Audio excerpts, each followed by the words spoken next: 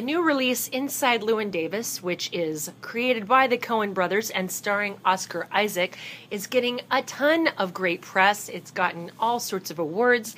And we have a video interview of the Coen brothers and Oscar Isaac talking about music and why they thought live performance and creating music for the movie was so inspiring and exciting to do. We just met Oscar, at the point where we were kind of despairing, because that's a hard thing to find, even in isolation, those two things, an actor that you like for the part and a musician that you find compelling.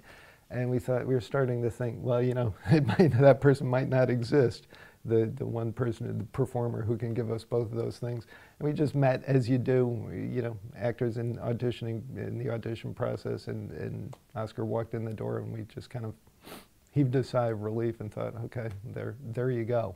I couldn't have imagined a better project to be a part of and to get to do exactly what you said, which is not only be the lead in a Coen Brothers movie, but to get to play music live in its entirety, songs, full songs.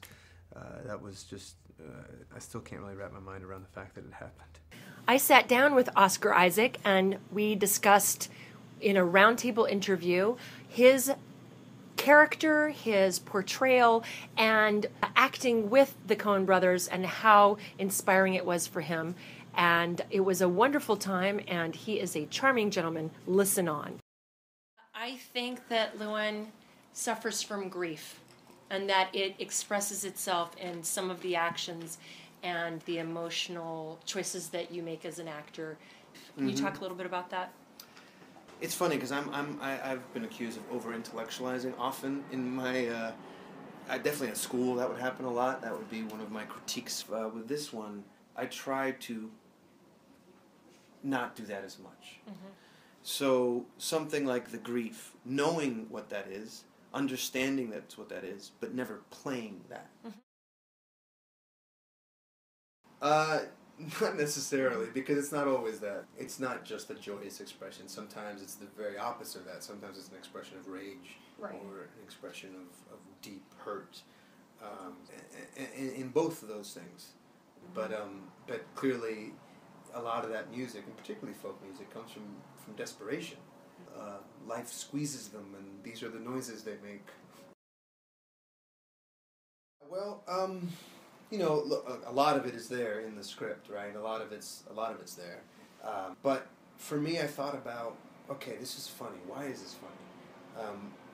What makes the comedy of resilience work? And so I just try to think of performances that elicited a similar thing for me, and that's when I came across Buster Keaton. And I thought, well, that's somebody that is constantly having a near-death experience, and we laugh, but we root for him, and we are excited when he makes it out somehow. He allows you to see inside. He doesn't tell you what he's feeling. He doesn't dictate to you what's going on emotionally. You said you've sung most of the songs that were shot 5 times. You played them on camera 5 times.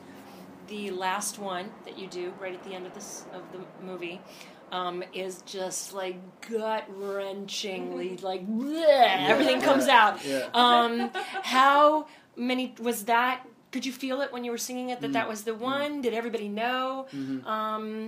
Were you like, well, I'll just do 5, or I'll just do a few, or did they do that one and go, okay? Funny enough, that it wasn't supposed to be in the script, that song, in the movie. It starts with Hang Me and ends with Hang Me.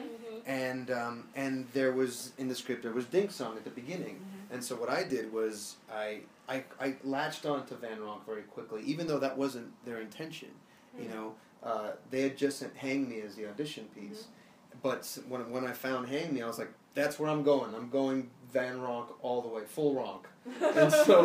And so I just started learning all of his repertoire, and I saw it said Dink Song, so I found every version that he recorded of Dink Song. And then, I think it was a week into shooting, Joel and Ethan were like, we had an idea. We think maybe we want you to play one more song at the end, and maybe you should do your solo Dink Song. And I was like, okay, yeah. And it's just, again, one of those things where I don't think it was overly thought out on their part. But I think that's what makes them such geniuses. You know, they don't think about like what has the most meaning. They just, their instinct is always something that ends up having so much weight, because suddenly this beautiful duet suddenly becomes this dirge at the end, and it's this funeral song, and you know, for me, I can't give away all of my secrets, but it definitely went to an incredibly personal place for me of saying goodbye. You know? Yeah, I felt like, because my first question about grief, and then this song, at the end it felt like that's what it was about. Yeah, about letting go. About letting go. About anger and letting go at the same time. Those are very hard things to hold on to at the same time. Exactly, yeah, and to actually acknowledge that it exists even, and to say goodbye with that, and then... But see, music can do that in a way that nothing else... Right.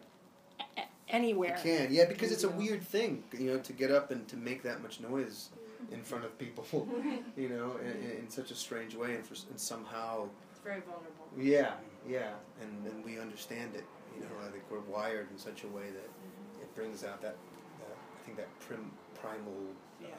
very visceral. Yeah, that we're, what is it, not herd animals, but, you know, we're... Mob mentality? Collective unconscious. Yeah, we're like the collective, but, you know, like birds, like birds that know when to all move at the same time, you know, it's like that, I think it elicits that thing.